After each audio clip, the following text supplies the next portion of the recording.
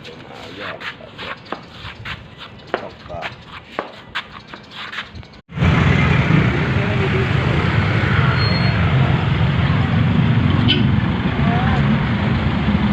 Hindi tayo ginagabi ah.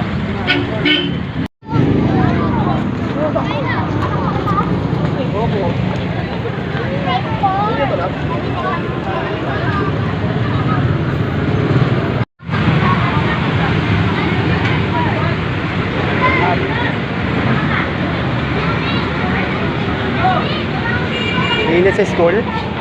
Huwag mo kalimutang gisingin si kuya mo doon na para makakain na. Kasi kalimutan tapos sarado mo yung pinto mamaya. Papasok ako, tingnan mo yung oras Right.